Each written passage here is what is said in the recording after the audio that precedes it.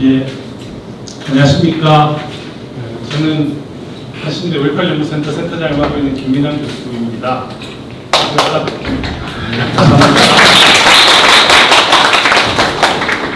아까 이 영상에서 소개해 주시는 교수님 계셨죠?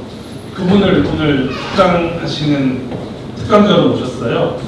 이게 42주년 5.18 기념행사 때 TV를 통해서 우리나라 전국에 방영됐던 내용인데요. 올해가 이제 45주년이니까 4년 전, 그렇죠, 4년 전이죠. 4년 전의 선생님 얼굴에서 타임리프 돼가지고 지금 오늘 우리한테 소중한 말씀을 해줄 것입니다. 최정기 교수님 제가 소개해 드릴게요. 박수로 환영해 주시고요.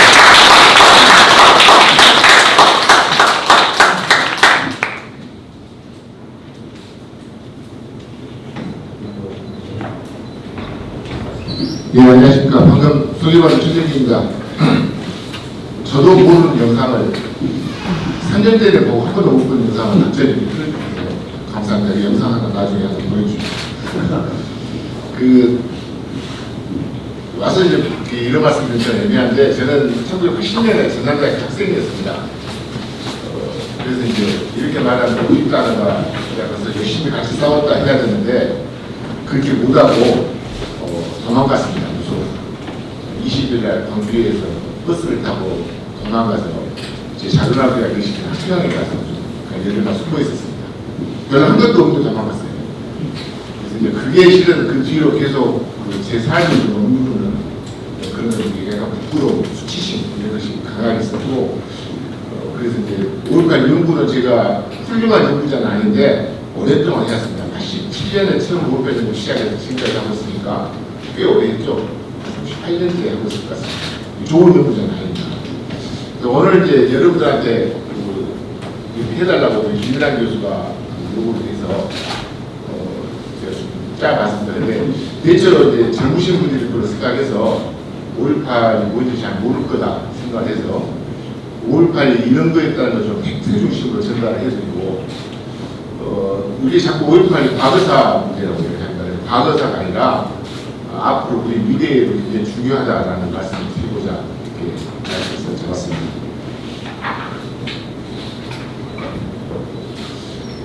되게 이제 우리나라에서 5.18을 이야기할 때 사람들이 누가 하냐면, 저희 이제 2021년에 전두환이라는 사람이 사망을 했습니다. 그럴 때 뭐라 했냐면, 한쪽에서는 전혀 반성하지 않고 있다.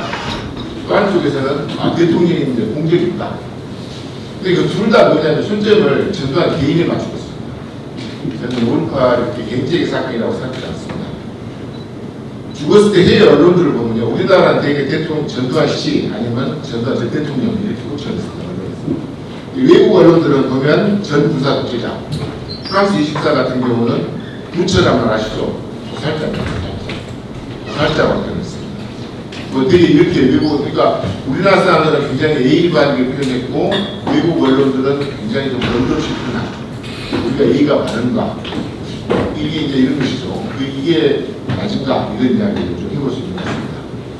저는 이제 이런 거 할 때 자꾸 우리 그 바우만이라고 하는 영국의 사회학자가 있습니다. 저 사람이 홀로코스트를 지금 연구를 했는데, 무슨 말을 하냐면, 우리가 흔히 홀로코스트 이야기할 때 뭐 히틀러가 나쁜 사람, 나치 그 집단이 아주 광기 이런 걸로 주로 이야기를 합니다. 근데 여자는 뭐라고 하냐면, 그게 아니라 홀로코스트는 현대성의 결과다라고 표현합니다.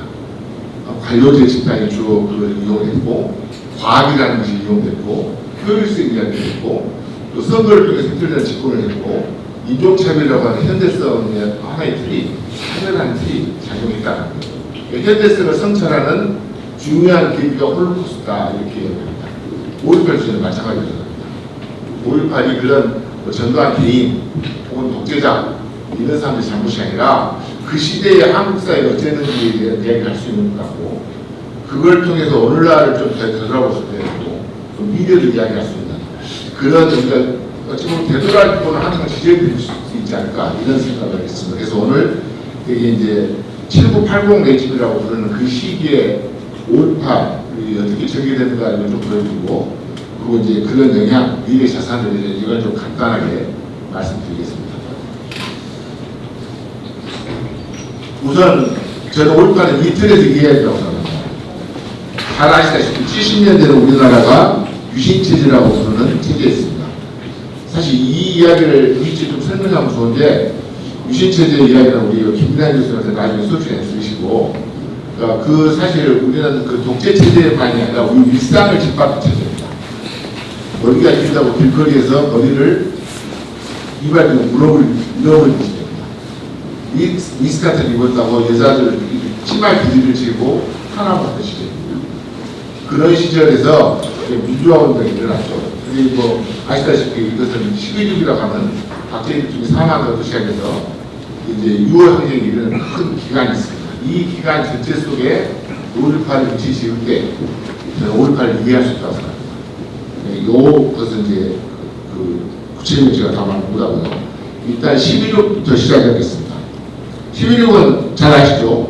박정희라고 부르는 유신체제의 최고 통치자가 자기 측근의 손에 의해서 저격당한 겁니다. 물론 여기 여러 가지 이유가 있을 겁니다.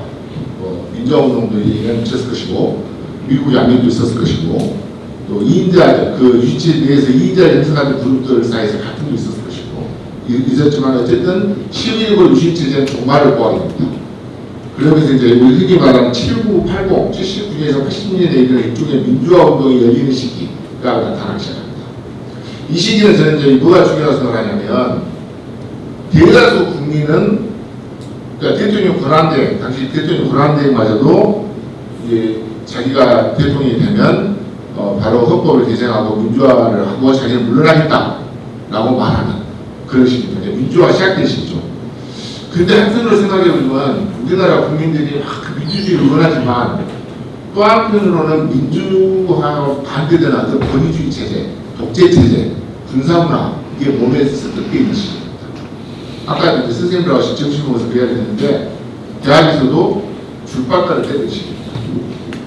선배 후배를 빠따를 때렸어요. 군대같이. 그런 시기입니다. 그러니까 한편으로는 민주주의를 굉장히 요구하지만 또 한편으로는 스스로가 어떤 군부 권위제의 어떤 수단이 된 시절, 이런 시기입니다.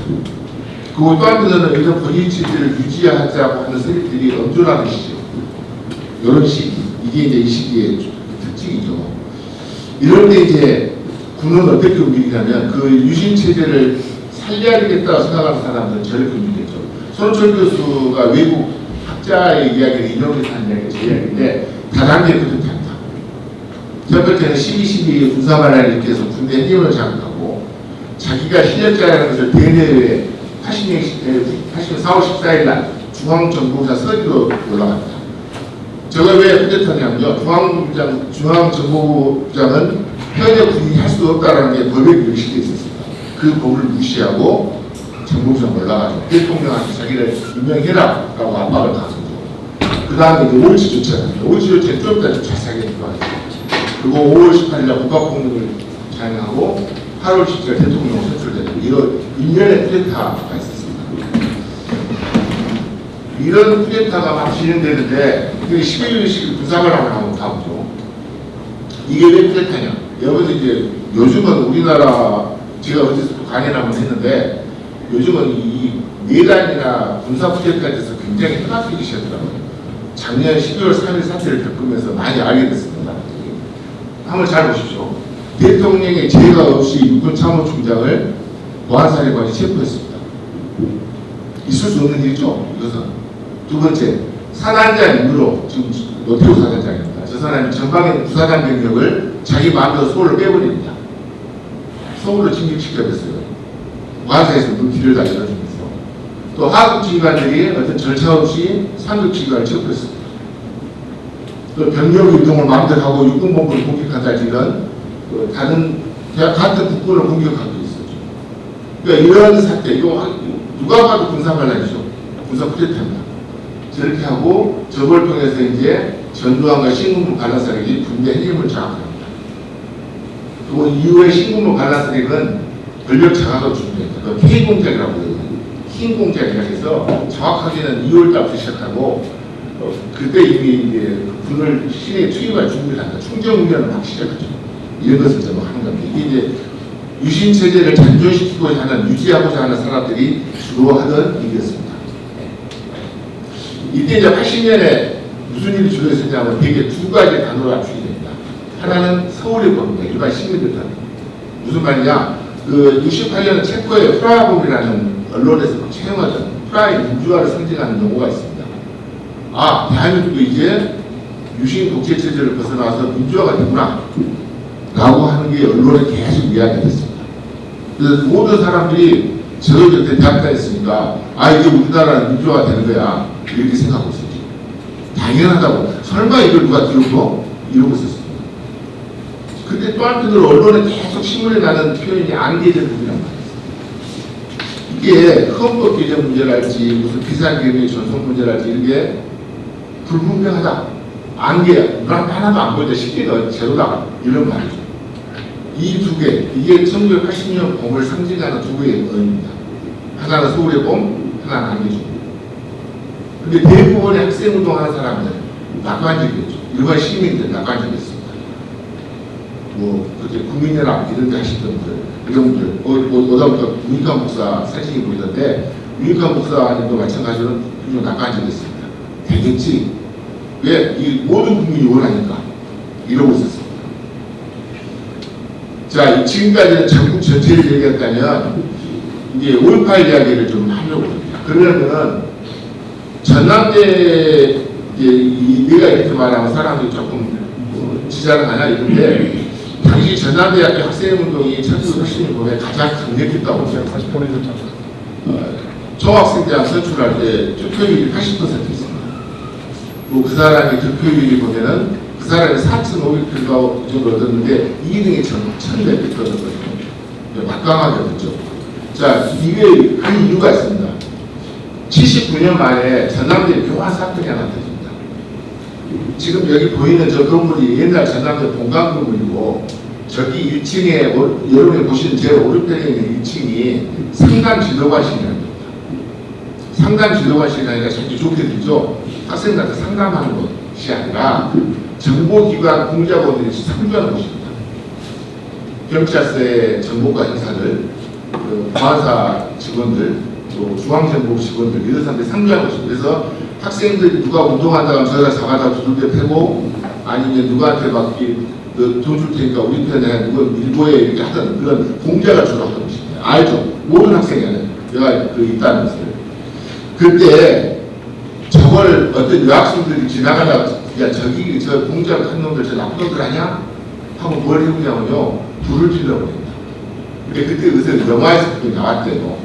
영화를 봤는데 영화에서 유리창을 깨고 이렇게 불을 지르는 장면이 봤대요.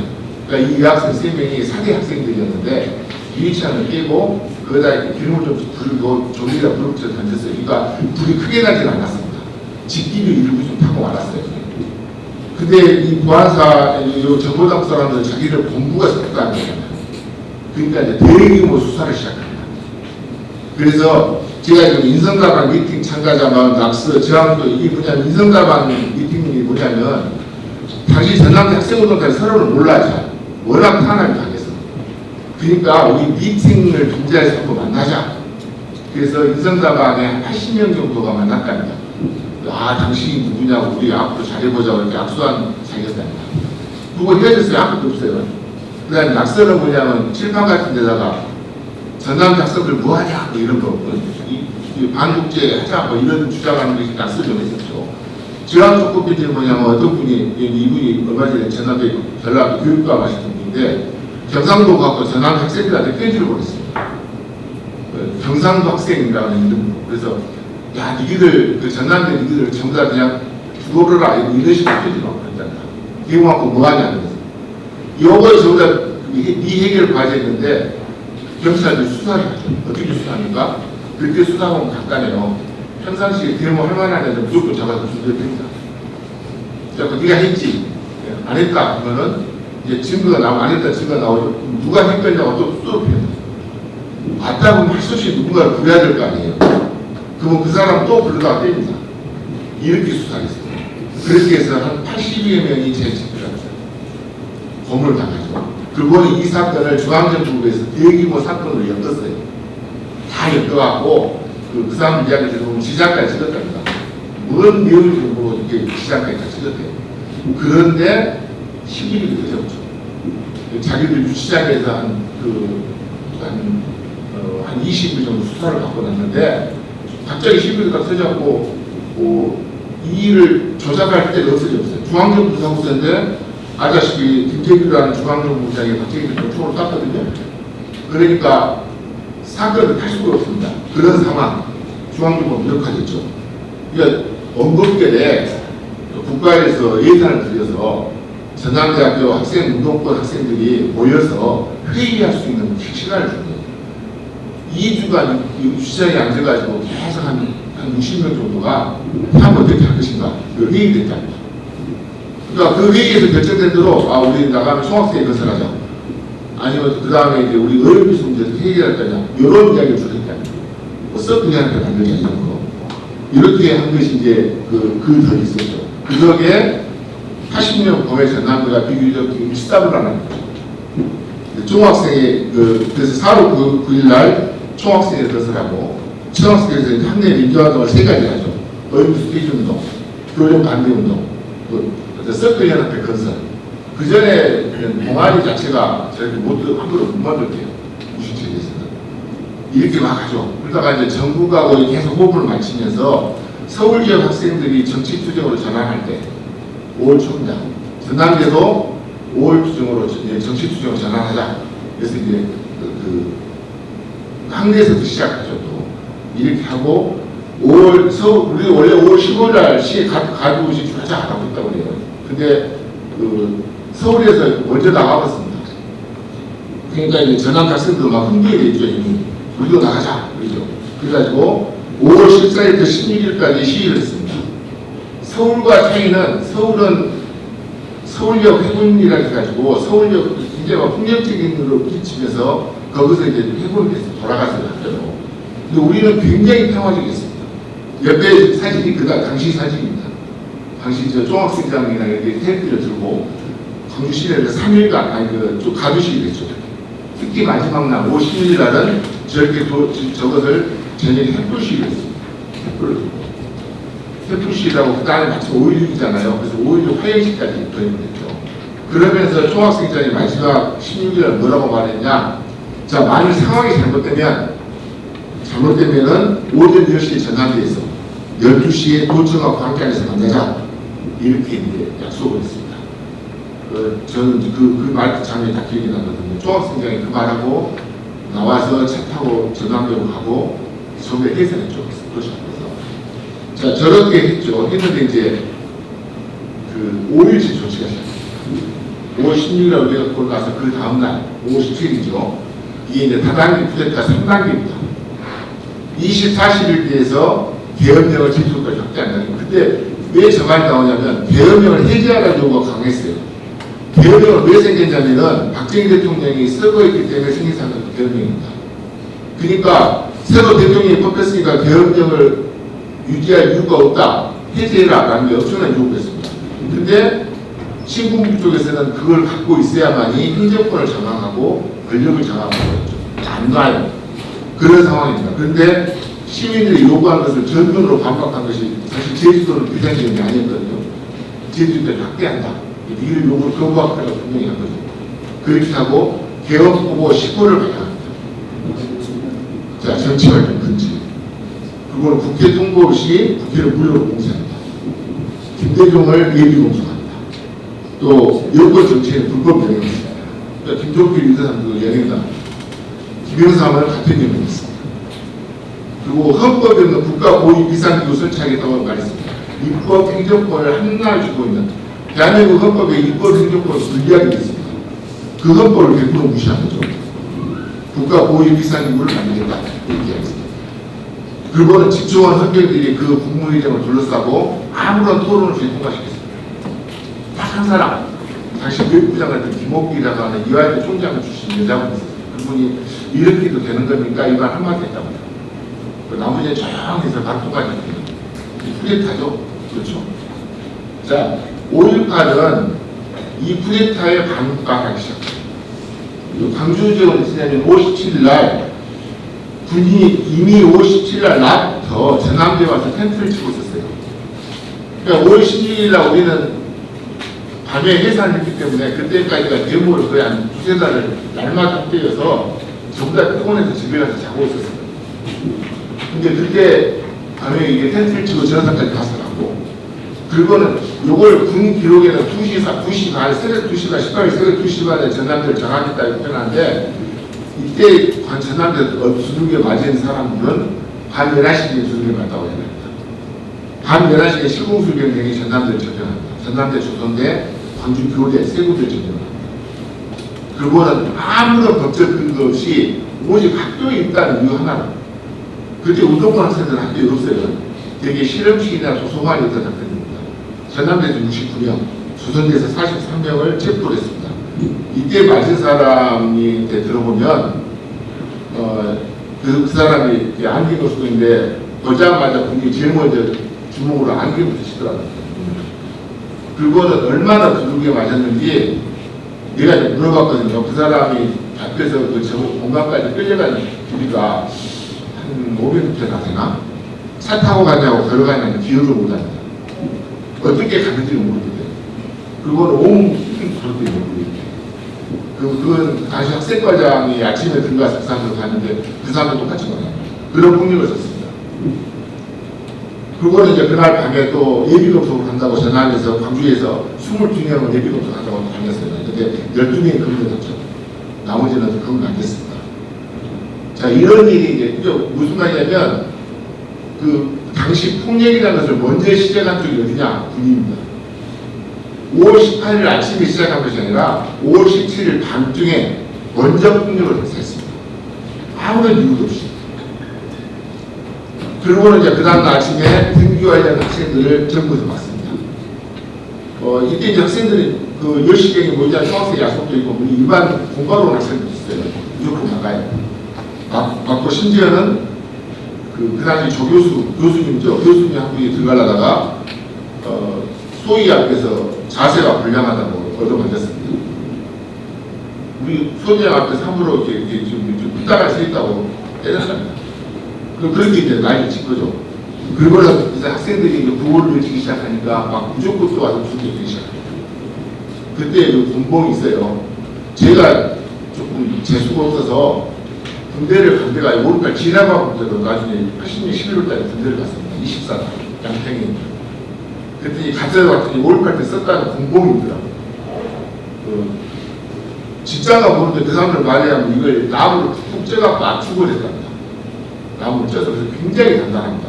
그걸 우리가 쫄면 때 많이 마셨거든요. 그래서 다 불질러버리고 불태워버렸는데 하여튼 그랬죠. 그래서 이것이 항쟁이 시작입니다. 그렇게 뚜드러 피니까 얻어맞고 막 사과도 깨지죠. 머리도 깨지고. 그러니까 이 사람들이 바로 학생들이 실내로 말 밀고 나갔죠. 저는 그걸 위해서 기상경 기자라, 전두환 물러가라, 휴교령 처리하라, 기준이 속강하라, 개혁을 물러가라 이런 표현을 쓰면서 막 나갔습니다. 그리고 이때 이미 학생들은 화가 나 있어서 경찰력으로 못 막습니다. 계속 게릴라 시위를 하고 있었죠. 그래서 그날 오후에 34 사단장이 정웅이라는 사람인데 공수보다 여기 예하부대가 예독돼 있었습니다. 이렇게 파괴당하고 그래서 시일에 해산 명령을 내립니다. 해산 명령을 내리니까 이때 이 군인들이 이제 아까 말한 충정고, 대검, 개머리판 이런 걸 두고 아주 잔인한 폭력을 행사합니다. 택시 타고 가고 있던 신혼부를 택시에서 죽이기 시작합니다. 아무 이유 없죠. 또 그때 방통대 학생들이 광주일보에서 수업 중에 있습니다. 그 학생들을 조직하고 있습니다. 또 그 당시 그 조대 의대에 다니는 일곱 동문들이 학교 와서 체육대회를 하고 있었습니다. 그 체육대회 학생들을 또 조직했습니다. 그러다가 최초의 사망자가 나오죠. 김경식이라는 사람. 저 사람은 어느장이에요. 천덕장이에요. 저 사람한테 이제 공수부대가 길거리 가서 너 뭐야? 근데 이 사람 말을 못하지. 듣도 못하고 어버버 하니까 이 자식이 말 안 한다고 생각했어요. 그래서 번호 먼저 맞고 쓰자고 병원으로 옮겼는데 그 병원에서 결국 새벽 3시에 죽습니다. 그 시신을 이제 통합병으로 가져가고 난리 났죠. 그러니까 지금 뭐 연행자 405명, 솔직히 연행자 수를 잘 몰라요. 저 기록에 남은 것이고 기록이 안 남은 게 워낙 많습니다. 굉장히 많죠. 부상자 수가 저런 식으로. 그러니까 아주 그 폭력이 모두가 떠. 저거 이제 저때 저거 알죠. 저도 저거 보고 무서워서 나는 사실 무서웠지만 제 부모님이 제가 집에를 들어가니까 신발 옷이고 다 벗겨서 딱 감춰버리고 못 나가겠어. 나가면 너 나가면 죽는다는 거죠. 하여튼 이런 시가 19일날 계속되고 이제 시가 묘하니 이게 참 묘한 건데 왜 이거냐 이게 사실 이해를 안 못해요. 왜 시민들이 저런 부상 폭력 속에서 저같이 겁먹고 도망간 사람이 있는가 하면 계속 나와서 싸우는 사람이 늘어나기 시작해요. 그거 이제 설명한 사람들이 학자들이 계시죠. 최정훈 교수 같은 경우는 절대공동체. 그냥 어떤 한 분이 뭐라고 설명하냐면 우리 여러분들이 어디 가서 놀 때 누구 하나가 노래를 불러요. 근데 혼자 노래 부르면 혼자 부르다 끝나잖아요. 근데 누구 하나 노래를 부르면 저쪽에서 같이 노래를 불러요. 그러면 흥이 나죠. 또 저기서 또 누가 불러요. 또 흥이 납니다. 이게 우리 한국 사람이 신명이라고 부르는 건데 저때 시위가 그게 신명이었다라고 생각합니다. 그러니까 나 혼자 화가 나서 막 싸우는데 저기서 시위가 또 튀어나오고 여기서 시위가 튀어나오고 서로 마주치면서 결국 힘이 상승하는 그런 효과가 있는 것 같아요. 그래서 이 시위가 막 수만 명이 늘어났고 그 이제 민중 함정이 나타나죠. 그러니까 폭력에 저항하다 보니까 폭력을 쓰기 시작하는 거죠. 똑같이. 그래서 이제 20일날이 되면 이 상황이 아주 격잡수 진행되고 그게 이제 막 그렇게 하니까 있잖아요. 군인들의 무기, 또 군인들의 조직력 이게 훨씬 세니까. 그러다가 이제 조금 한 번의 계기가 생긴 것이 오후에 20일날 저녁 오후 5시 30분경에 차량 200에 돼가지고 무등경이 이 차도 왜 그러냐면 시내 다니면서 엄청나게 잔인한 장면을 많이 봤고 심지어는 태워줬다고 택시 기사가 공수까지 얻어맞고 그럽니다. 그런 걸 보면서 차량 시위가 막 나타나고 또 이런 사정을 보도하지 않는다고 KBS나 MBC에 불을 질러버려요. 보도하지 않으니까. 또 세금을 저런 데 썼다고 세무서 불질러버렸습니다. 이런 게 나타나죠. 그러고 이런 상황에서 그날 밤에 상봉수가 시위대한테 처음으로 집단 발표를 합니다. 강주역에서 시위대가 들어가시다 밀리다가 저 때는 근데 정식으로 쌌다기보다는 기관총 같은 걸 바닥에다 쌌다고요. 여기 아스팔트에다가. 그리고 근데 그래도 전날 사람이 뒤에 보시면 시민 10명이 죽습니다. 경찰 4명은 차에 부딪혀서 죽은 거요. 군인 1명도 차에 부딪혀서 죽었습니다. 그러니까 시민 10명은 얻어맞아 죽었거나 총에 맞아 죽었습니다. 저렇게 이렇게 죽었죠. 그러고 결국 그날 새벽에 광주역에서 상봉수가 물러납니다. 상봉수가 물러나니까 그 광주역 시위가 들어갔는데 들어가서 보니까 시신이 두부가 아주 진흙이자고 합니다. 총을 맞은 데다가 얻어맞아가지고 아주 진흙해진 시체를 두부를 발견해서 그 두부 시신을 미역까지 싣고 도청하고 갖고 가요. 근데 이미 시내는 시위대가 가득 차 있습니다. 그 새벽에. 그때 처음으로 시위대는 저 시신에게 국민은혜를 지명하죠. 좀 지저도 그렇죠. 지금 그것이 이 환경의 생태를 보여주는 건데 그러면 이때부터 계속 대치를 합니다. 그리고 이제 이렇게 대치하는 상황에서 오후 1시경 후진하던 공수부대 장갑차에 치여서 군인 1명이 사망합니다. 이걸 갖고 군인들은 시위대 차에 죽었다라고 하는데 그건 아주 확실하게 군인들도 이야기를 해요. 군인 장갑차가 후진하는 과정에 치여서 죽었다고. 그런데 그 순간에 집단방포를 다시 시작하죠. 집단방포를. 그날 여기뿐만 아니라 전남대 정문 앞에서 집단방포를 하고 그랬어요. 그래서 전체 총상자가 이날 20일 하루 발생한 총상자가 175명입니다. 죽었다 그잖아. 부상과 죽은 사람 합쳐서 175명이 총상을 입었어요. 그리고 도청 앞에서 사망자가 41명이 나옵니다. 45명이 사망했어요. 그러니까 이렇게 되니까 어떻게 됩니까? 이제 시민들은 불종할 거냐, 저항할 거냐, 둘 중에 하나를 선택을 해야 돼요. 그죠? 근데 이미 18일부터 18, 19, 20, 21일 동안 사흘간 싸우면서 이 사람들은 이미 저항하는 주체로 바뀌어 있었어요. 여기서 알 수 없다. 그래서 이 사람들은 있는 지역으로 가기 시작. 광주 지역 총무는 이미 진작 깼어요. 아까 지금 보시죠. 그 총리를 다 깨버릴 때 총리나 총알이 없어서 광주에는. 그러니까 인근에 나주나 화순으로 차를 타고 와서 광주에 이런 일을 벌였다고 알리면서 총을 주라고 합니다. 그러니까 이제 그 지역민들이 그 인근에 예비군 무기고나 파출소 무기고를 안 내주죠. 그래서 그 무기고를 부숴서 총을 갖고 와 이제 돌아오기 시작합니다. 그래가지고 도청 주변에 나타나서 총을 쏘기 시작합니다. 이걸 누구는 전투라고 표현하는데 전투가 아니에요. 잘 생각해 주시고, 그 군인들은 공수부대는 우리나라에서 가장 특수부대입니다. 가장 훈련받은 부대입니다. 이 시민들이 가진 총은 칼비선총입니다. 칼비선총. 훈련도 전혀 안 되겠죠. 물론 예비군 예비역 출신도 있는데 그냥 예비가 아닌 젊은 사람도 있었어요. 물론 그때는 고등학생들도 학교에서 그 교련 훈련을 받을 때 총을 쏠 수 있었습니다. 하여튼 이런 상태죠. 전투라기보다는 그냥 대고 쏘는 겁니다. 그러지만 총이 갖는 공포가 있죠. 총이 주는 공포가.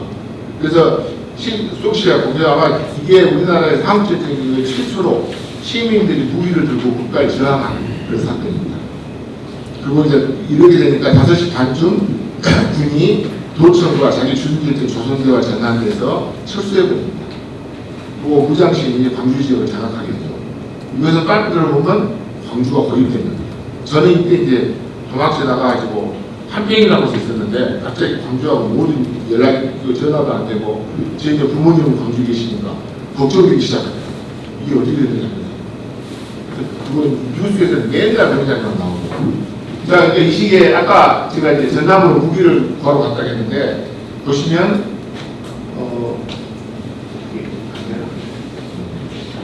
요 가운데 큰 원이 광주입니다. 큰 원이 광주인데 거기서 이제 화순으로 가는 것은 화순으로 간 다음에는 지금 주암댐이 있는 것입니다. 거기는 그래서 주암댐 예비지에서 길이 별로 안 좋아요. 그 사람들 많이 안 삽니다. 그러니까 거기는 갔다가 돌아와서 더군다나 거기서는 화순탐방 광부들이 다이나마이트를 줬어요. 그러니까 그 다이나마이트랑 무기를 갖고 대부분이 광주로 돌아왔습니다. 그게 이제 대부분의 시대는 나주로 나가서 한쪽은 목포로, 한쪽은 이 강진 근처에서 해남으로 가는 거죠. 우리 초회장님 그때 목포에서 열심히 도와주셨습니다. 제가 알기에는. 그래서 이런 구조로 됐고, 이제 문제는 뭐냐, 목포나 해남에 있는 사람들이 광주에서 그렇게 갔다 하니까 거기서 무기를 구해서 주고, 더 나아가서 시위들을 조직해서 우리 광주로 가자고 합니다. 광주로 가서 같이 싸우자. 이런 주장을 합니다. 이 사람들이 대부분 나주로 몰려와요. 나주로 몰라서 광주로 들어오지를 못하죠. 광주로 들어온 길을 이미 개헌군이 확실하게 막고 있습니다. 유전자까지 나도 막고 있어요. 못 들어왔습니다. 그러나 연대의식이 갖고 있었죠. 우리 같이 하고 싶다. 라고 생각을 해요. 이게 이제 전남 지역의 몰입입니다. 광주는 21일 날 이제 오후 저녁 무렵에 무장시위대가 광주시를 완전히 장악했죠. 그래서 이제 그 다음날 24일까지는 되게 이런 시기입니다. 그래서 질서를 우선 시위대가 이 시기가 참 놀라운 게 우리 사회학 같은 데서 보면은 이게 이제 질서라는 문제를 많이 이야기합니다. 사회학에서는. 근데 국가 권력이 없음에도 불구하고 사회 질서가 깨지지 않으십니다. 뭐 도둑이 없었어요. 평상시도 검객 가수가 수 있었습니다. 그런 시기입니다. 그러니까 무장시대나 독장시대나 질서를 회복한다 하고 이 시대들이 뭐 경제도 배치하고 어떤 차량 통제도 하고 막 이런 일을 벌여집니다. 그리고 이제 지하 유인물을 통합해서 수사해보라는 것을 하고 시작합니다. 오늘 오전에 행사할 때 오셨던 그 들불야 멤버들이 이걸 수사해보를 만들었습니다. 자, 그렇게 하고 이 행정기관에서 정시적 부지사가 주도해서 시민 수습위원회를 만들었습니다. 그리고 이제 개헌부서의 협상을 하려는데 거부당하죠. 개헌부서에서 거부하죠. 가장 중요한 것이 니기들이 현재 잘못했다 사과해라는데 사과를 받아들이지 못하죠. 거기서는 이 총기 반납해라는 얘기합니다. 그리고 이제 그런 상태에서 4시경에 이제 광주 각 병원에 있던 죽은 시신을 막 모으기 시작해서 최초로 18개 시신이 도청 앞에 있는 광주가 지금 불수대가 지금 있어요. 옛날 도청 앞에. 그 주변에 시신들이 장치합니다. 그러니까 그거 이제 거기서 시민들이 자연스럽게 모여들어서 자연스럽게 뭔가 막 말하기 시작할 거 아니에요. 이런 상태에 수습위원들이 돌아와가지고 무슨 말 하냐면 무기 반납하자고 주장합니다. 그러니까 시민 중에 한 명이 올라가서 마이크를 뺏어버리고 이게 이제 나쁜 놈들이라고 이제 막 이야기를 하죠. 이제 내부에서 갈등이 생기기 시작한 겁니다. 23일 날 시민들이 그걸 보고 전남대에 이제 학생운동을 했던 그룹들이 있습니다. 그 그룹들은 처음에 시위 현장에서는 별 역할을 안 했어요. 근데 그런 시민의 수술자들하고 시민들이 부딪히는 걸 보고 벌기대회를 조직해야 된다는 23일 날 생각합니다. 윤상원 이런 분들이죠. 이런 분들이 갔고, 그래서 이게 이제 그날 23일 15시 3시경에 처음으로 열립니다. 제1차 시민 벌기대회죠. 전남대 문 앞에가 이제 주도를 했어요. 그래서 이제 막 하고, 그래서 5차례를 거칩니다.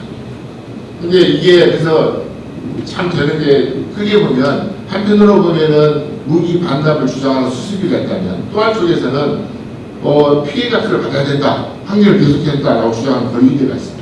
두의 어떤 의견이 충돌하는, 이게 이제 아마 5.18에 형님 관계 해방운동이 있는데, 군인이 물러간 뒤에 한 며칠간 21일부터 26일 밤까지 주로 그겁니다. 이런 것이 이제 계속 안에서 갈등이 일어나고 막 싸우고 밖에서 하고 그런 식이죠. 한편으로 이 시기는 그 공동체 활동이 굉장히 활발했던 시기입니다. 그러니까 고립돼 있죠. 고립돼 있는 상태인데 이 시대를 밥을 먹어야 될 거 아니에요. 그죠? 근데 이 밥을 막 시장에 있는 아주머니 이런 사람들이 돈을 벌고 물건을 걷어서 김밥을 싸기 시작합니다. 주먹밥이요, 주먹밥. 그래서 지금도 광주에 가면 5월달 되면 주먹밥 행사가 계속 열립니다. 뭐 별거 없어요. 그냥 되게 지금은 좀 맛있게 하죠, 맛있게. 근데 그 당시는 아주 어떤때요. 그냥 밥을 쥐고 그냥 김으로 김가루 끓여서 이렇게 많은 정도. 지금은 이 간도 맞추어서 맛있다고 해요. 아마 광주 오시면 드셔보시고 이걸 했죠. 또 헌재를 피해야 된다라고 하면은 엄청난 사람들이 모였죠. 그래서 돌아가라고 필요 없다고 할 정도로 편의자가 되었답니다. 또 경찰이었음에도 불구하고 범죄는 아니었습니다. 제가 그때 이제 우리 아버님이 그 당시 그 전매서라고 하는 데서 계셨습니다. 전매서. 담배 파는 곳입니다. 예, 근데 시위대들이 한 번 왔다고 해요. 와갖고 이제 트럭으로 그 전매서 문자를 받았대요. 나가서 입냐 했더니 담배 주라고. 그래가지고 담배를 한참 줬다니까 한 박스가 50불가 들었는데 그걸 10박스를 줬다고. 그 주거는 이제 아버지한테 이제 상도 보고를 했겠죠.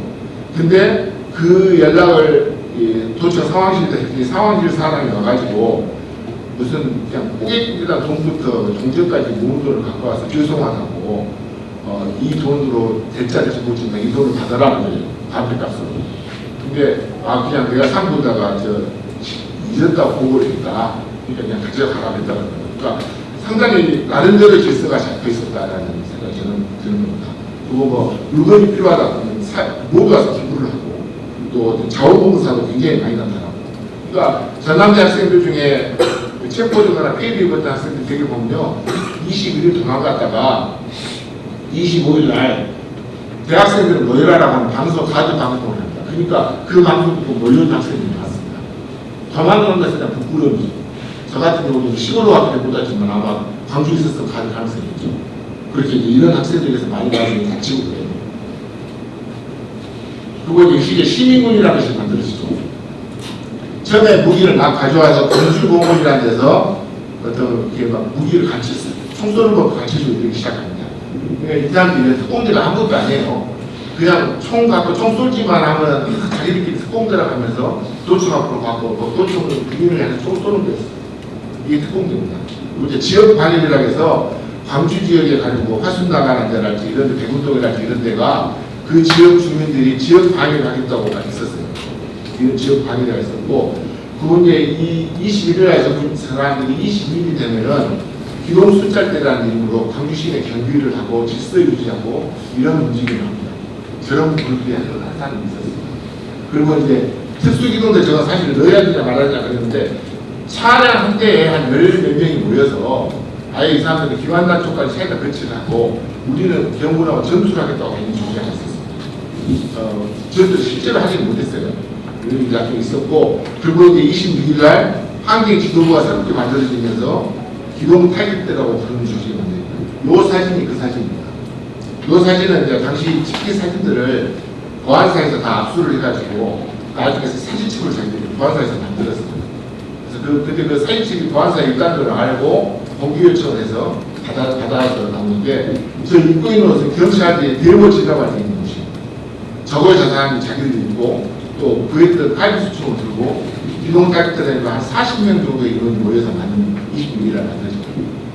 이 사람들은 한 명도 제외 없이 다 잡혀요. 들어올 때 잡혀서 굉장히 고생을 하셨죠. 이제 이런 상황에서 25일날 아까 말씀대로 무기를 반납하자라고 하는 사람들과 아니다 계속 싸우자 하는 사람들 계속 군이 사과하거나 하지 않는 한 싸워야 된다라고 주장하는 사람들 이 이야기에 붙이다가 이제 수수기에서 먼저 일방적으로 무기 해설을 결정을 합니다. 무기를 적다 반납해라라고 합니다. 그러니까 여기에 반발한 한편으로는 전남대 운동권 학생들 또 한편으로는 항쟁 과정에서 총 들고 막 싸우는 시민군의 핵심들이 있습니다. 그 사람들이 합쳐서 항쟁 지도부를 만들어냈다. 이 학생 시민 투쟁이라는 얘기인데 실은 그냥 항쟁 지도부라고 많이 불러요. 이 사람들이 지도부에서 싸우겠다 하고 군은 이미 23일 날 광주 제1식작전 계획을 만듭니다. 그래서 미국하고 계속 조율을 하죠. 이때 이게 참 어이가 없게 전두환이 메모죠. 전두환이라는 사람이 당시 이제 새롭게 그 전교사 사령관으로 임명된 사람이 있었습니다. 그 사람은 저런 메모를 올립니다. 다소의 이성을 무릅쓰더라도 광주 사태를 강력히 수습해 줄 것을 당부한다. 그 뒤에다 공수부대들을 기죽이지 말라. 이 두 가지 내용을 본답니다. 전교사 사령관은 쓰리스타입니다. 자기보다 업계율이 높아요. 당시 전두환은 투스타입니다. 저런 내용을 이미 전두환은 당시 군 내에서 우리나라 최고 실력자로 딱 미국 무쇠에 나온다. 3월달, 4월달에 미국 무쇠에 보면 전두환이 실질적인 실력자라고 나옵니다. 그러니까 이미 저런 투스타, 쓰리스타 될 수 있나요? 저런 거 볼 수 있나요? 저런 것을 그랬었죠. 그리고 이제 26일 날 아침에 군이 먼저 들어오죠. 들어오니까 수색위원들이 나가서 그 돌을 들어놓은 전차가 들어오니까 들어가게 이제 거기에 이제 종교 지도자도 계셨고 교수님도 계셨고 변호사도 있었고 그랬어요. 이분이 나가서 막습니다. 죽음의 길이 나오죠. 오히려 그날 항쟁 지도부는 오늘 밤 대응이 공격이 올 것이다. 최후까지 싸우면 나가다 이런 말이죠. 이거 이제 광주가 공세됐을 때 그 광주 경계 지역에서 수많은 살상 사건이 있거든요. 중요한 게 이게 준안마을 사건이라고 미니서프에 있었을 쪽에 있죠. 준안마을에는 미니버스에 총격을 가했고 거기서 살아남은 사람이 3명이 살아남았어요. 10명이 있고. 근데 살아남은 사람 중에 여자 하나, 남자 둘이었는데 여자 하나는 살았습니다. 근데 남자 둘이는 군인들이 그냥 쐈어요. 쏴서 죽였어요. 뭐죠? 이게 완전히 전쟁 때 포로도 그렇게 다르지 않습니다. 그런 방식이었고 또 하나 요 밑에서 네 번째 줄 보시면 11공수 경력이 이동하다가 송암동이라는 걸 지나다가 그때 저수지에서 초등학생들이나 중학생들이 수영하고 놀고 있었어요. 그 애들한테 총을 쏩니다. 그래서 초등학교 4학년생과 중학교 1학년생이 두 명이 총에 맞아 죽습니다. 저들이 폭격이 없잖아요. 그죠? 그리고 이제 그러다가 그 이동하는 과정에 11공수 경력이 경계에서 전교사 보병학교 병력하고 서로 보고 오인사격을 했어요. 장갑차와 장갑차에서 싸웠어요. 그래서 여섯 군인들이 많이 죽습니다. 9명이 사망하고 3대3이 부상당하죠. 그러니까 이 공수부대들이 자기들이 오인사격해놓고 그 인근 지역을 덮어서 일반인들을 막 살상하기 시작했어요. 이때 자꾸 나중에 이제 이런 말 하고 있는데 저 왔던 사람 중에 베트남 전쟁에 투입됐던 사람이 꽤 있습니다. 이 사람들이 베트남 전쟁에서 배운 버릇을 그런 한국 같다라는 생각이 있었을 거예요. 좀 하여튼 그렇게 이런 것이 이제 자기들끼리 충돌도 있었고 많이 있었죠. 그리고 결국 27일 날 이런 일이 발생하죠. 요청은 들어왔고 중과부적입니다 사실. 보시면 이건 이제 정확한 표현은 아닙니다. 추정치입니다. 제가 이제 자료 같은 거 공부한 건데 이 시민공이라고 부르는 사람은 저수가 다 있는 것도 아니에요. 다 중간에 많이 갔어요 지금. 그렇기 때문에 남아봤자 한 몇백 명이 남았을 겁니다. 근데 군부대를 보시면 보수 특전사만 해도 수천 명입니다. 저 사람들이 헬기가 지원하죠. 장갑차가 지원하죠. 훈련받았던 사람이죠. 저렇게 전투하고 저거 사실 한 16살 먹은애하고 한 20살 먹은 사람이 싸우다가 똑같은 정도 싸웁니다. 그래서 그때 이제 많이 죽죠. 자, 이게 이제 방금 말씀드린 게 사실 정확하게 팩트로만 말씀드린 겁니다. 뭐 과장이나 이런 식으로 해서 제가 이제 수십 년간 자료를 보고 한 거거든요. 저런 걸 보면서 이제 저는 무슨 생각을 하냐면 이 권위, 월패에 남긴 것에 중요한 게 두 가지가 있다고 생각합니다. 하나는 민주화를 요구하면서 권위주의 체제 국가폭력이 저항했다는 걸 경험입니다. 이게 이제 결국 오운동 연결되면서 시민들이 어떤 주체, 정식 주체가 되고 결국 유혈혁명을 통해서 우리나라에서 어떤 형식적인 민주주의가 만들어지는 이런 시기 이어졌죠. 그리고 이제 사람들이 권위주의 체제, 독재 체제, 국가폭력 이런 굉장히 거부감을 갖게 됩니다. 이런 거. 이거 시민들만 아니라 군인들 스스로도 하셨어요. 그게 저는 이제 그 52년, 72년 비상경 선포는 친위 쿠데타 일환이었고 독재 체제 보였습니다. 자기적으로. 근데 80년의 비상경은 5.18로 인해서 내란이 되죠. 나중에 대법 판결로. 2024년 비상경 선포한 것이 시민들 물론 군도 사실 거부해서 부산된 거잖아요. 그러니까 이게 저는 이제 그 5.18을 미친 게 긍정적인 효과다라고 생각합니다. 두 번째가 이제 기억의 정치화를 시작했죠. 그러니까 5.18이 참 놀라운 것은 뭐냐면 5월 27일 날 딱 진압을 당할 때 그때 이제 그 걸기비 같은 거 준비했던 사람이 있어요. 그 사람이 YWC에서 자고 있었는데 군이 온다. 그러니까 이 사람 제목이 무엇을 하냐면 걸기대회 때 사람들이 작성했던 이렇게 팜플렛이나 이런 거 있잖아요. 그 성경서 이런 거. 이걸 모아서 가방에 넣었습니다. 그리고 한 명이 그걸 들고 튀어요. 물론 그 사람이 가다 군인한테 잡혔어요. 근데 군인이 뭔가 찾냐면 가방을 보고 가방을 자기 엎으라고 했죠. 새벽에. 엎었어요. 뭘 찾냐? 총만 찾습니다. 총만. 종이만 왕창 쏟아지죠. 그러니까 그냥 가라고 했어요. 그래서 그 서류가 남아서 혹시 여러분이 광주 가시면 5.18 기록관에 있는 옛날 서류들 그 서류 예, 그런 것이죠. 그러니까 그리고 이 기억하는 것, 역사적인 싸움이라는 것 이런 것을 5.18 최초 시작합니다. 그래서 80년 말 이후에 5.18이라는 과거사가 시작되면서 우리나라의 다른 과거사, 민주화운동이랄지 무슨 한국전쟁의 인간의 학살할지 이런 것에 대한 과거사 정리가 시작되는 중요한 계기가 됐고 이런 게 어떤 정치적 지형을 변화시켰다 이렇게 이제 생각합니다. 이게 이제 권위치를 넘어서는 것이고 저는 이제 희망 찾기로 가능하다고 생각합니다. 실제로 그러니까 국가폭력 정황 경험이 인권이나 평화 이런 것에 대한 관심을 갖게 됐습니다. 실제로 그래서 생명을 존중한다든지 폭력을 반대한다든지 자기 존중이랄지 이런 것이 다양한 인권론으로 확장되는 계기가 됐다라고 생각합니다. 그리고 이제 우리나라의 분단체제, 그리고 미국 이런 것에 대해서 5.18에 최초로 고민하게 만든 시기가 아니었나 이렇게 생각하고 있고요. 두 번째 이제 중요한 것이 직접민주주의죠. 우리 걸기대회라는 것은 직접민주주의였습니다. 다 모여서 사람들이 끌어와서 발언을 하겠고 그 발언에 박수를 치거나 야유하면서 이렇게 의사표현을 하고 이런 게 준비했죠. 그래서 이걸 통해서 항쟁의 방향이 결정됐습니다. 항쟁 지도부로 구성했죠. 그래서 사실 지금 뭐 과거에는 여러 가지 기술적인 문제 때문에 직접민주주의가 어렵다라고 말했는데 지금 정부화 시대는 혹시 가능하지 않을까라는 생각을 많이 합니다. 그래서 이런 직접민주주의 시대는 현재적 의미가 있다는 생각을 하고 있고요. 그런데 다양한 가능성이죠.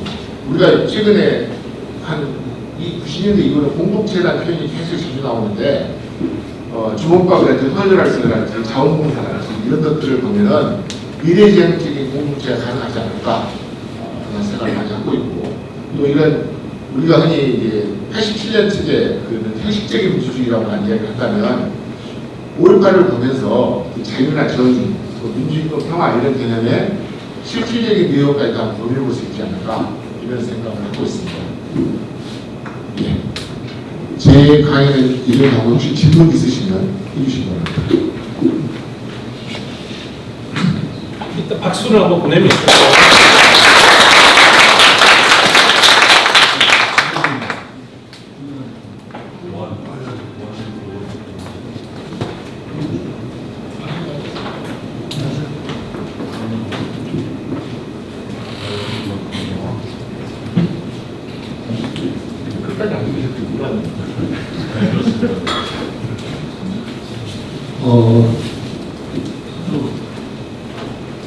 됐습니다.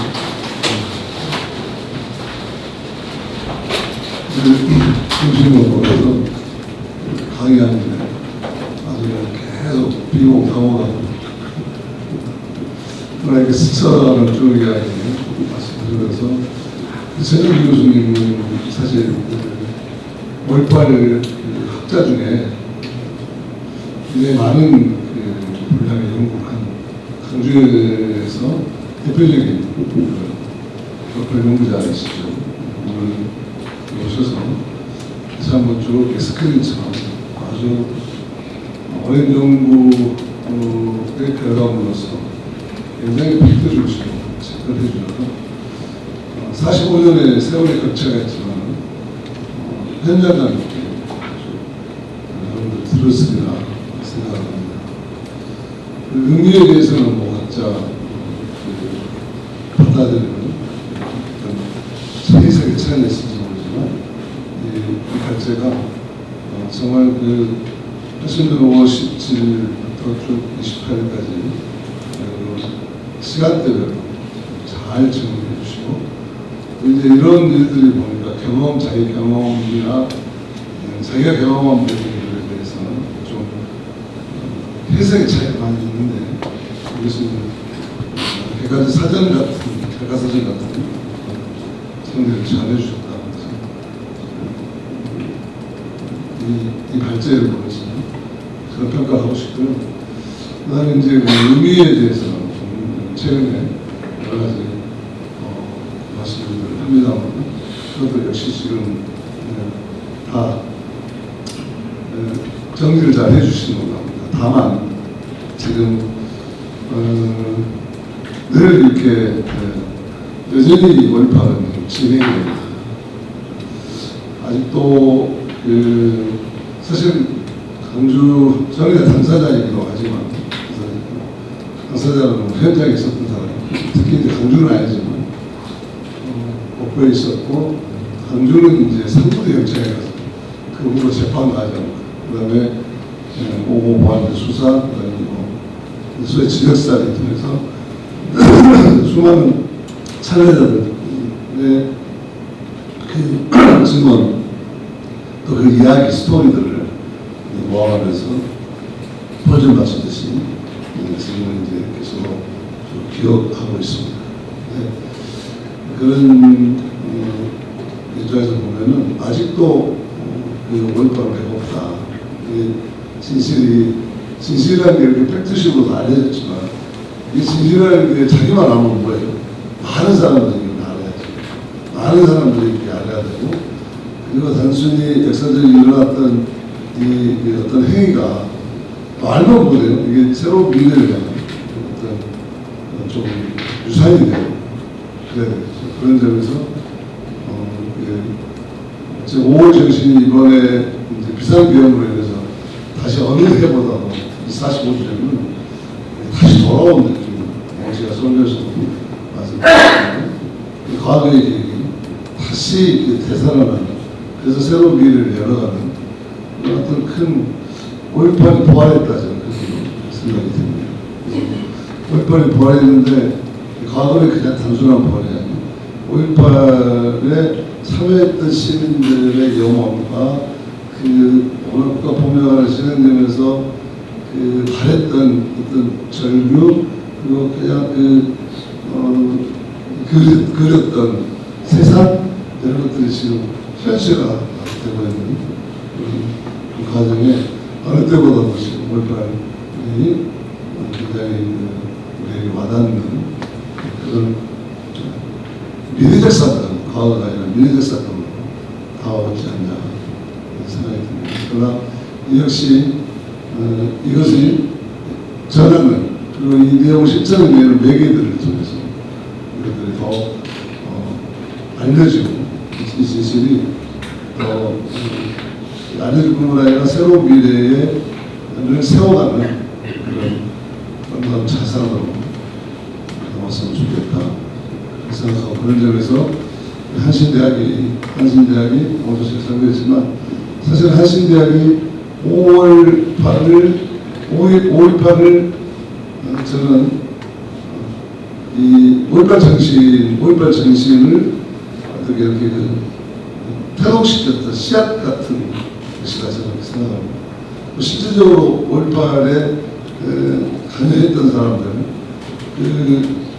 5.18 물론 신공부에 의해서 국가법에서 저질렀으니까 시민 저항으로 나타났지만, 그러나 그 저항을 우리 집단화시키고 그래서 운동화시키는 매개들이 있었는데, 그 매개를 주동을 싣고 뭐 여기 리더십이라고 하시면 되지만, 그 5.18의 투쟁의 그 중심마다 기장사람들이 있었단 말이죠. 기장교인들이 있었습니다. 실질적으로 그 사람들이 토론하고 방향을 제시하고 어떻게 해결할지, 어떻게 시신을 수습할지 그런 논의에 참여. 저 같은 경우는 실제로 집행위원장으로서 제가 이끌어갔는데, 제가 그 당시에 했던 생각, 그래서 교회에서 배웠던 예수정신이에요. 선한 사람, 특별히 어떤 정신이었냐면 선한 사마리아 사람 정신이었어요. 감동한다. 이게 강도가 감동한다고, 한국 시민들이 감동한다고, 이 나라가 감동한다. 이 감동한다는데 도망가면 안 된다.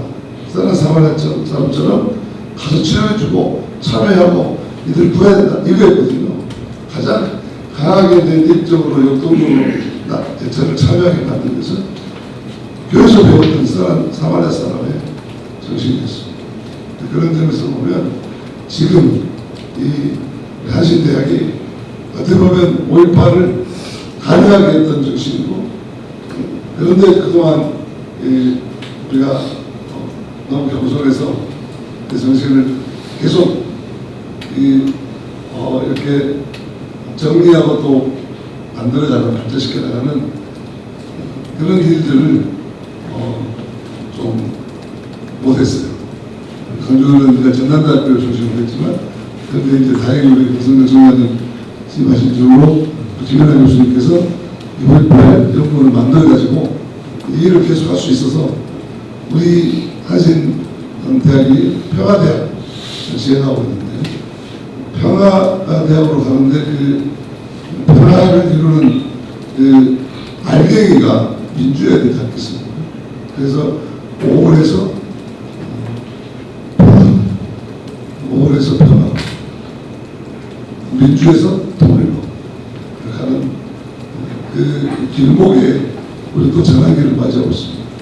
그래서 오늘 이 강의가 그런 새로운 미래를 우리 한신대학이 이제는 5.18 정신을 무엇보다도 더 완성시켜가는 그런 대학으로서 써야 되겠다.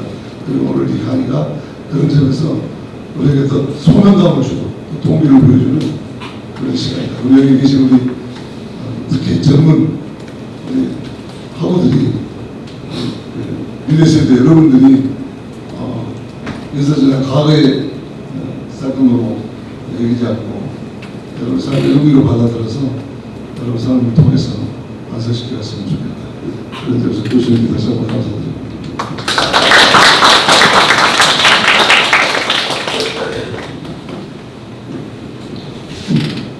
조 회장님 말씀 뒤에 질문하면 약간 어색하신 것 같은데. 예. 저 홍성규 목사입니다. 여기 학교를 다니고, 근데 그 5.18과 관련해서 제가 몇 가지 민주화, 자주화, 분단 극복 이런 이제 어떤 그 역사적인 계획을 만들어준 민주화 운동의 역사라고 이렇게 얘기하고 있거든요. 지금 다음 정부가 출연해서 민주화 운동을 확보하고 분단을 보호하기 위해서는 두 가지 과제를 하면서도 국가보안법 폐지가 돼야만 분단 극복을 강화해서 통일운동을 할 수가 있는데, 국가보안법이 존재하는 한 어렵거든요. 통일운동하기가. 두 번째는 이 정부가 할 수 있는 여러 가지 일이 있겠지만 민주화운동의 관점에서 그 선생님이 어떤 것을 정부에다가 건의하고 싶은 그런 이야기는 이 국가보안법 폐지 문제는 제 이제 박사분이 계시는 그런 쪽인데요. 그래서 이미 저도 한 30년 됐습니다. 주장한 지가. 그런데 잘 못하더라고요. 아무도 못하더라고요.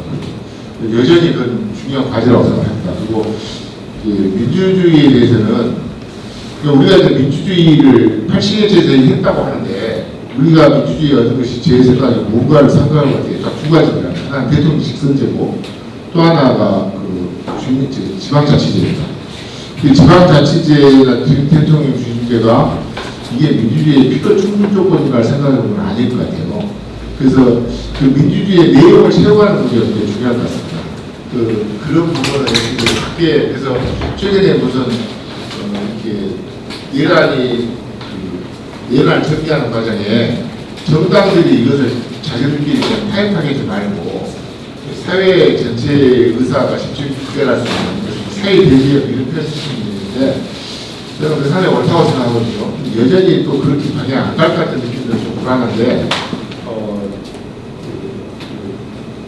우리가 초원에서는 말해봤자 잘 안 들리고요. 중앙에 계신 분들은 말 열심히 해주시면 좋을 것 같다는 생각이 듭니다. 예.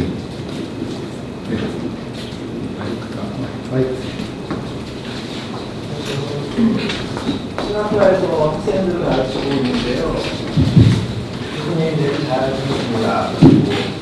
그다음에 물팔에 대한 교과서적인 지식, 여기 학생들도 많이 있어서 학생들이 물팔에 대해서 많이 모르는 학생들도 혹시 있을 수 있으니까 학생들에게 되게 유익한 정보를 제공해 주었다고 봅니다. 어떤 대문자로서의 방주, 대문자로서의 5.18 역사에 대한 이야기죠. 이런 얘기들은 되게 거대 서사에 입각한, 보편사에 입각한 방주에 대한 이야기가 되게 중요합니다. 지금 상태에서 우리 같은 학생들에게는. 하지만 이제 5.18이 일어난 지가 벌써 두 세대가 지나가고 있어서 다양한 해석의 정어들이 이제 등장할 때가 아닐까 싶어요. 지금 선생님께서 말씀하신 건 굉장히 근대적인, 통사적인, 거시적인 거대 서사에 입각한 그런 이제 광주 위키라고 할 수 있는데 요즘 이제 포스트 담론으로 넘어가서는 이런저런 트랜스내셔널한 감정이라든지 이 시사로서의 역사를 증거하는 것이라든지 다중 다상의 방주 읽기 그거는 보편사적인 것에 너무 착착하는 것이 아니라 유니버셜 싱귤러리티 보편적인 다양적인 관점에서 다성의 방주를 읽어내는 방법이 이제 등장해야 될 때가 아닌가. 저도 그것이 요즘 최근에 방주에 대한 이야기들을 최근에 연구한 학자들 사이에서 이런 얘기를 많이 하고 있잖아요. 요즘 선생님에게 제가 묻고 싶은 건 제가 여기 온 이유는 권위주의 체제 넘어 미래의 희망 찾기라는 그 주제가 되게 매혹적이었어요. 그러니까 지금 이거는 저 같은 세대의 사람들에게는 되게 익숙한 거고 물론 학생들에게 필요하겠지만 제가 궁금했던 거는 새로운 방주 읽기, 트랜스내셔널하고 이게 그래도 내러티브한 게 아니라 작은 이야기들의 발견으로서의 방주 읽기 이런 것들이 되게 중요하다고 보는데 최근에 일어나고 있는 최신의 방주 서사, 방주 읽기에 대해서 조금 소개해 주는 것도 학생들에게 되게 도움이 되지 않을까 싶습니다. 예, 옳은 말씀이십니다. 옳은 말씀이신데 일단 한 가지 우리가 분명한 것은 제가 그런 말을 가끔 하는데 광주를 조금 다음으로 넘어가려고 할 때 한편으로는 인체주의라고 한편으로는 다음으로 넘어갔거든요. 포스트 모더나 다음으로 가자라고 할 때 한편으로는 인체주의 측면이 있어요. 근데 그럴 때 자꾸 그 왜곡하고 편애하는 사람들이 자꾸 이 5.18을 되살린다. 그래서 자꾸 이 팩트를 되살리게 만듭니다. 그러니까 그런 문제가 있어서 광주에서 여전히 그 논의가 잘 시작이 못 되고 있습니다. 못 되고 있다는 생각이 들고요. 또 한 가지 이제 그와 관련해서 말씀드리고 싶은 것이 오늘 윤한봉 선생님 오전에 기념 사업을 하셨다고 들었는데 윤한봉 선생님이 예전에 국가인권위원회가 광주에 만들어질 때 그때 그 기념식을 한 자리에 윤한봉 선생님 오셨어요. 그래가지고 사람들이 인사말 하라고 하니까 이 양반이 나가서 뭐라고 하냐면은 정치적 시민적 권리에는 귀를 쓰고 나서다가 사회적 인권에는 눈을 감는 광주에 이런 사무소가 만들어졌다는 표현을 쓰시더라고요. 그 말이 그 한편으로 굉장히 그 와닿으면서 충격이었거든요, 사실. 근데 이제 그런 표현입니다. 그래서 요즘에 이제 광주에서도 그 나온 책 중에 무한텍스트의 5.18 이런 표현을 쓰는 그 책이 나왔는데, 젊으신 분들이 또 학생들이 굉장히 자기식으로 해나가는 방식이 있습니다. 그런 것들이 이제 자기 나름대로 그것을 이야기를 하는 거죠, 자꾸. 뭐, 조그마한 굿즈를 만든다든지, 이렇게 그림을 한다, 그리고 정말 다르게 그린다든지, 그리고 이제 실은 어른들이 하는 방식, 여기 와서 경건해라, 이런 것에 대해서 굉장히 그 거부감을 보이는다든지. 그래서 저는 사실 근데 제가 그런 입장에 이렇게 익숙치는 않아요. 그러다 보니까 학생들한테 무슨 말 했냐면, 내 이야기는 일단 너희들한테 한번 듣는 정도고, 그 다음부터는 내 말을 듣지 말고 네 마음대로 해라 그래요. 네 마음대로 해라. 근데 학생들이 하는 게 훨씬 더 어찌 보면은 뭐랄까 학생들 쓰기에 맞는 방식이 나타나더라고요. 그러니까 뭐랄까 자기들끼리 거래담론이 아니라 자기들끼리 뭔가 쪼물쪼물 만들어가는 방식. 되게 이제 그게 크게 보면 공동체적인 그런 것들인데, 그런 거하고 무관하게 뭐 조그만 영화 사업을 한다랄지 무슨 어디 다른 데서 있는 흐름을 가져와서 저희가 정착시키려고 한다랄지, 조그마한 무슨 그 책방을 만든다랄지, 이런 것들, 또 뭐 사진 한다랄지 좀 다르게 한다랄지, 또 디자인으로 나간다랄지, 이런 것도 계속 나타나고 있습니다. 근데 그걸 제가 보면서, 물론 저는 이제 그 대학 교수로서 작년에 10년을 해버렸는데, 지금 이제 그 뒤로도 제가 이제 연구원장을 하고 있으니까, 그 학생들을 만나면 무조건 해봐라. 또 심지어 어떤 학생들은 저한테 물어보더라고요. 왜 제가 5.18 민중항쟁이라는 표현을 잘 쓰거든요. 그랬더니 왜 민중항쟁이라고 부르냐고요. 그 친구들은 민중항쟁이라는 용어가 조금 거북스러운 것 같아요. 그래서 민주라는 단어를 왜 안 쓰냐고. 그래서 아니 나는 그렇게 썼는데 니가 그렇게 써라면 쓰다 보면 뭔가 힘이 되겠지. 그렇게 하니까 가능하면 제 생각은 하지 않고 예를 하는 것을 보면서 저도 한편으로 배우는 거죠. 학생들한테, 젊은 사람들한테. 그러니까 그런 흐름을 좀 관계도 많이 나타나고 있습니다. 그러나 아까 말씀드린 대로 대언 선거해버리지 뭐 자꾸 왜곡하지 하니까 그 거대 흐름에 속에서 잘 자생하기 어려운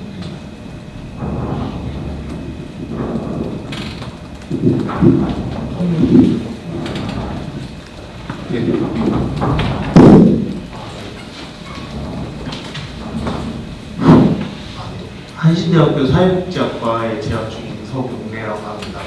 우선 이게 좀 강의가 좀 이제 전체적인 과정을 당시 상황을 좀 직관적으로 겪은 분한테 약간 구술사 듣는 느낌으로 듣는 느낌이라는 게 잘 들었는데요.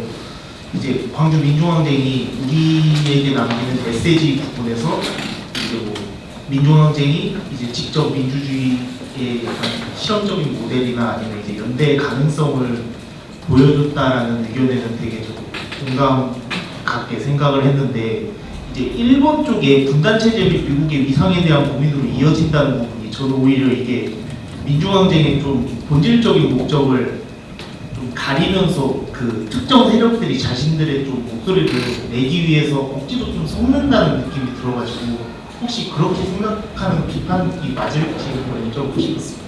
예, 충분히 하실 수 있는 이야기라고 생각하는데, 저게 이제 광주가 실은 민주인권 평화 저 말이 90년대 초에 광주시 시민 대표들이 모여서 자기들이 치고받고 하다가 세 가지 정리를 했거든요. 근데 대부분 이제 민주인권은 아무도 불만이 없어요. 근데 이제 왜 평화냐 안 그럴까 말이 많습니다. 근데 이제 평화를 이야기했던 그 사람들은 뭐냐면 그 시기에 자기들한테 가장 힘들었던 것은 북한 이야기입니다. 북한에서 같이 해배웠다, 이를 북한에 사주받고 한 거 아니냐, 이런 이야기 계속 하는 거예요. 반대죠. 또 언론에서 계속 써들고 있습니다. 그러니까 저분들은 분단 체제가 깨지지 않는 한 이런 우리가 민주나 인권을 하는 데서도 계속 이 문제가 커지겠구나라는 생각이 그냥 있었다고 하더라고요. 그래서 그 평화라는 말을 분단 체제와 연결시켜서 집어넣은 개념이라고 들었고요. 미국은 아시다시피 우리나라는 1980년까지 미국에서 반미운동이 없던 적이 있거든요. 근데 80년 끝나고 반미운동이 시작되거든요. 그게 미국이 80년 당시에 했던 역할에 대해서 지금 의문이 좀 있습니다. 항공모함과 같이 미국 대사가 되게 해야 돼. 이거 실은 그것은 이상전 교수가 쓴 글이 있습니다. 90년대 그 미국의 그 국가안보위원회 그 자료를 분석해서 쓴 글인데 굉장히 잘 쓰셨어요. 96년인가 7년인가 그 논문이 나왔는데 정말 잘 썼어요. 그러니까 그 이상을 쓴 것을 아직은 제가 못 봤는데 지금도 마찬가지로 미국 자료를 우리가 계속 구하고 있습니다. 근데 그 자료를 보면은 그러니까 미국이라는 나라가 우리한테 무엇인가라는 것을 충분히 고민할 수 있는 근거가 될 것 같습니다. 그러니까 미국이 그전까지 완전히 우리 우리를 도와주던 나라에서 미국하고 우리는 서로 다른 나라고 미국도 지기 국익을 챙기는 나라고 우리도 우리 국익을 챙겨야 되고 그 속에서 갈등이 얼마나 나올 수도 있고 미국이 그 과정에서 우리한테 강압적으로 행동할 수 있다 이런 가능성 조차가 있다라는 것을 충분히 이야기할 수 있습니다.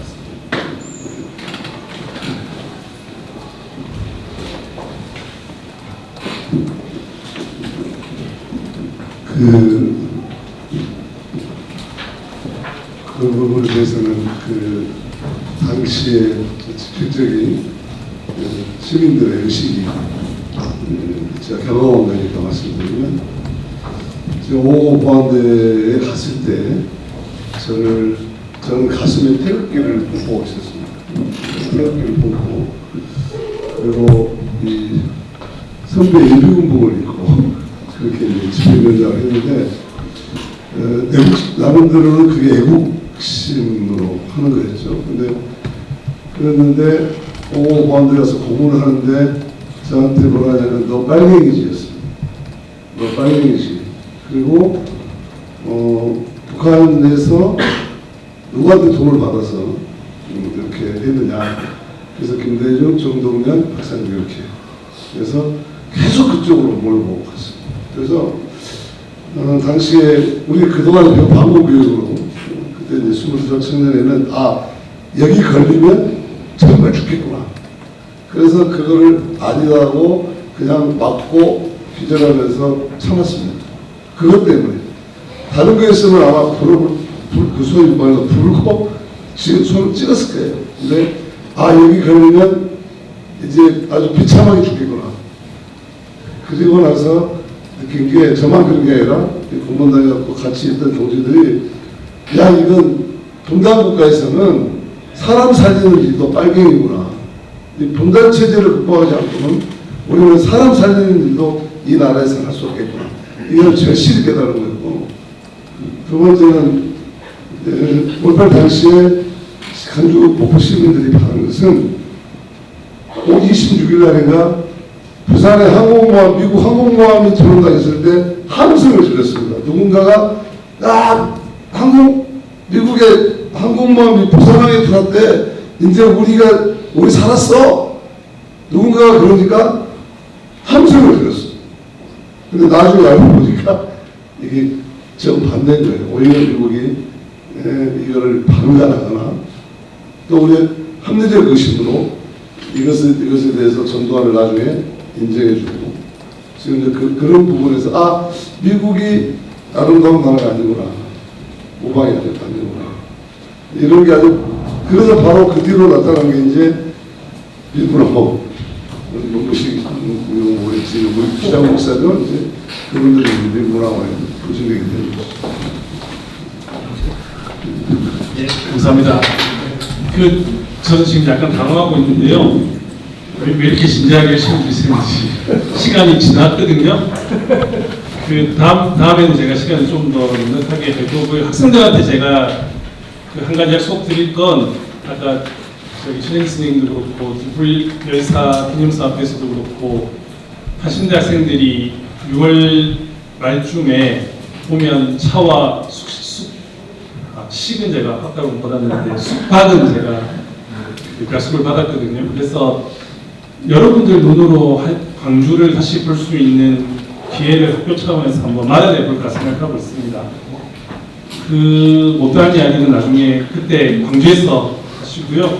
그때 우리 여기 조 회장님께서 광주로 오면 밥을 사주신다고 생각해보니까 숙식도 해결된 것 같습니다. 또 형평과 숙식이 다 해결됐으니 학생들 연습해서 조금 사전 교육을 조금 하고 광주 가는 프로그램을 5.18 센터에서 한번 마련해 보도록 하겠습니다. 기대되시죠? 네. 그 제 예상보다 더 뜨겁게 이 수업을 들으시고 질문도 해주시고 하신 모든 분들께 감사드리고요. 마지막으로 최진기 선생님을 다시 한번 감사의 박수를 드리고 감사합니다.